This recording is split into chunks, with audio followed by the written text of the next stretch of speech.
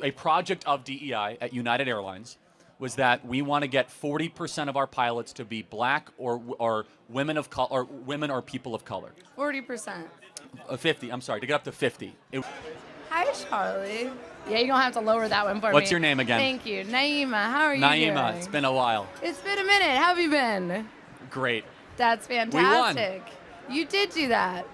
I mean, you didn't, but Trump did. Yes. The collective we, yeah. Yes, the collective we. So speaking of Trump, I do want to talk a little bit about his policy on DEI. As you know, in his first weeks in office, he signed the executive order declaring that DEI is both unlawful and a threat to national unity.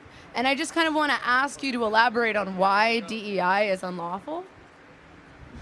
Well, based on the Civil Rights Act, which I have disagreements with, but based on the Civil Rights Act, which is the law of the land, it says you shall not discriminate based on color, race, creed, or origin of nationality. Yes. And DEI definitionally does those things. How does it definitionally do those things? So, for example, if you say you are going to hire a certain amount of people or have scholarships only for a certain people, you are then prejudicing against another group. Which group are you prejudicing So against? white people, Asians as well. I mean, white people are an easy one off the top of your head. So, for example, in the Harvard admissions case, I said this earlier, the average test score for a black individual was around 1,300 SAT, about 3.2 GPA. For a white or Asian, it would be about a 3.9 to 4 GPA and about nearly a perfect SAT. So you are disenfranchising and stereotyping and prejudicing against whites or Asians in favor of blacks. You're not prejudicing against whites or Asians, though, because DEI is not on a race basis. DEI stands for diversity, equity, and inclusion of all people. Affirmative action is what is intended to address racial inequality, but DEI isn't on the basis of race. Well, so DEI is a project of the affirmative action movement. So one comes before the other. He signed an executive order against both, for the record, so I wasn't sure which one you were talking about. I'm talking about DEI. So DEI, it depends what we mean in practice. So I can give you one example. There are black-only graduation ceremonies at certain schools, or black-only dormitories. But those are kind of student-led. I mean, on, I'm but part of a black-only let's play this out. organization, and So- it's run by students. It's not Fair through enough. the school. Let's play it out. So if there is a black-only, let's pretend, which it's not, that building is black-only. If I said that, if that building was I'm white, like the campus center? No, I said let's okay. pretend it's yes, not. hypothetically, yes. Hypothetically, if that building was white only, you would agree that's a violation of the Civil Rights Act. Yes, but there Hold are on, no buildings on campus that are black only and white only. Well, and by the way, but there are on other campuses. no, though. but in those dormitories that are like culturally specific, you don't have to be that culture to live there. They're not going to not allow you to be black to live in a black dormitory. You would no, be Ujima at surprised. Stanford. White people do live at Ujima. That's not. I don't know about that specific example, but if it says black-only dormitory. But it doesn't say black only. But okay, how about this? How about if we had? Well, it does. It But doesn't. can't- Where just does it to say be- that? Just to be clear, well, in the title. But let's No, pretend but it says where? black. Like what school? Where does it say black only building? Eastern Washington University, Portland State University, just off the top of my head, San Jose State University. They say black only dormitory? And if a white it's person were to apply to live there? It's a black affinity They would cultural not. space of which only black individuals are accepted and governed for black individuals. But can we have white affinity cultural spaces? You can have a white affinity cultural space. The activity is, the issue is See, that I you're think saying that's against black the Civil Rights only. Act. It's not black only. It's a black affinity cultural space. But anyone is invited if they would like to participate. I would, first of all, You cannot legislatively I allow agree. someone of any race to participate in no, something. That doesn't exist. We agree. That's the spirit of the diversity, equity, inclusion order, is that DEI in practice, again, we have to go through example after example, is discrimination, prejudice, Well, and let's segregation. talk about DEI in practice. Let's Okay. talk about DEI programs in the workforce, because DEI programs in the workforce happen to benefit veterans. They benefit people with disabilities. They benefit people at an economic desperate. They benefit lots of people that is not just on the basis of race. And to me, it feels like you're conflating DEI with pro-blackness or black only, So which is let's- not the definition of DEI. So let's take a high-profile DEI example. Is that cool? Just maybe one we can play around with? Okay. Which I got me in a lot of viral trouble, which I don't care, which is pilots. I got in a lot of viral trouble, too. I Hey. was debating this guy, I you know. know. And you kept interrupting you. You did! I know, right? Which is that, let's say DEI. A project of DEI at United Airlines was that we want to get 40% of our pilots to be black or women of color, or women or people of color. 40%. 50, I'm sorry, to get up to 50. It was at like 6%. So therefore, they wanted to make a push towards that, and it was currently at 6%. We look at that and we say, wow, you're going to have to lower standards to get to that goal. Why would you have to lower standards? Well, because... Are you saying that black people are inherently inferior? I'm saying the opposite. I'm saying that, A, black people are only 13% of the population, so you want 13% of the population... Women are not 13% of the population. Women are 50% of the population. Yeah, but women do not make up a majority of people that want to become pilots. In fact, vast majority of women don't want to be pilots. Maybe they would want to become pilots if the barriers for entry well, weren't... see, now we're going down a different but equally fun direction, which is male-female differences. Men much more likely want to be involved in heavy machinery mechanics. They want to be pilots. They want to be tank operators. They want to be police officers. Whereas women much more likely want to be, I'll get to you, Mason. Don't worry. And I remember your name. Yes, can Mason go? They won't let him go because he's not let USC. Mason go. I'll let Mason go. But just, Mason, have some patience. We did this last time, okay? But do you understand, at least from our perspective, because it's no good for us to go back and forth again, maybe from our perspective, that we worry that the pursuit of diversity can mean the compromising of excellence.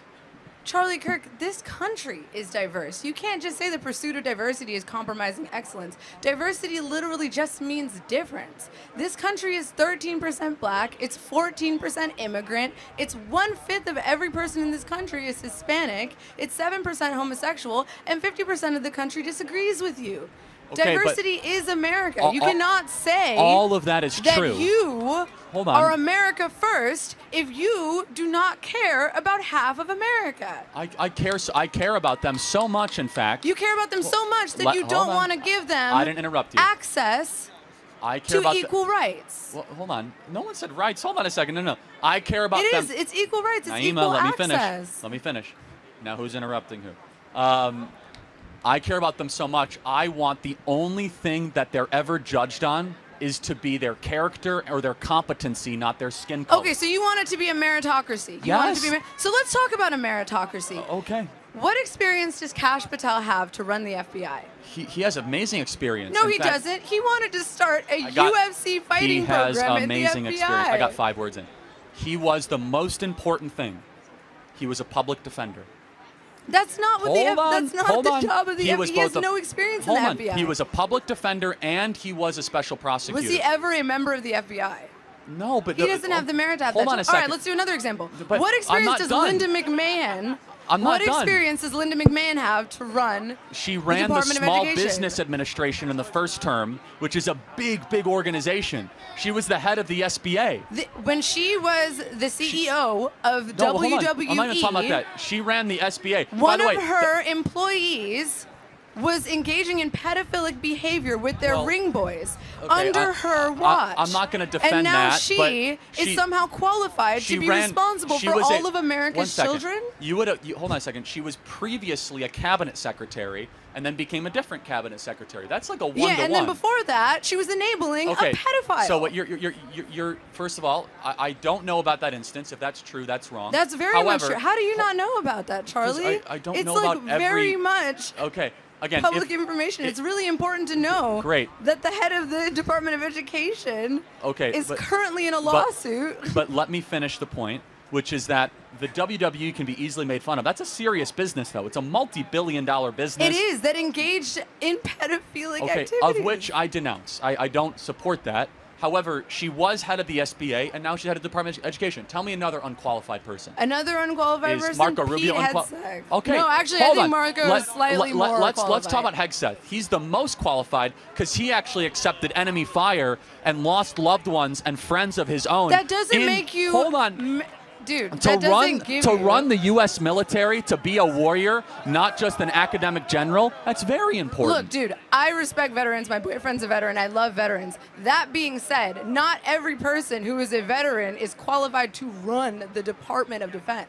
I think he's also shown the last couple of weeks he's doing a pretty phenomenal job. The prior head of the DOD, Lloyd Austin, could barely climb up a flight of stairs. Pete Hegseth is up at 5 a.m. doing PT with the troops, running miles, and then doing an entire day at the Pentagon. And you might say that doesn't matter. I actually think physical fitness and being a good example to our troops is very important when you're the head of the Department of Defense. Okay, but being the head of the Department of Defense is not about doing push-ups. Hold on, but first of all, it's actually just refreshing versus Mark Milley and Lloyd Austin. But secondly, I will say the criteria is that he's a warrior's warrior. He's someone that was in the front lines and actually received medals and knows what it's like to lose loved ones. And the other people that were qualified, Naima, were people that got us in endless wars, people that never saw combat. I think it's finally time that we have someone in combat that runs the Secretary of Defense. I think that's immensely qualified. Okay, sure. So we'll take Pete Hegseth for Department of Defense. Yes, he's doing a great job. We'll take someone who enabled pedophilia for the Department of Education. That's an unfair We'll take Kash Patel, categorization. who has never worked in the FBI. He was a prosecutor, so the FBI's a... Dude, do you remember what he said when he first got the nomination? Do you want to go back to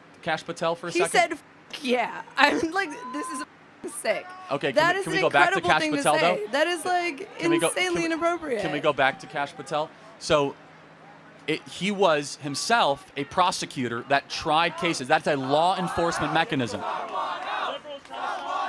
I think they're asking for someone else. Man, this whole conversation just got wild, but honestly, I've always respected Charlie, especially when he argues for hiring based on skill, not surface level traits. See, when it comes down to picking someone for a serious role, it should be all about what they can do, not where they're from or what box they check. I once reacted to a video where he talked about United Airlines trying to hit diversity quotas, wanting half their pilots to be minorities or women, but that's not how excellence works. Hiring should never be a numbers game with race or gender. Imagine skipping over a better qualified person just to tick off a diversity box. It's not only unfair, it's dangerous, especially in roles like aviation.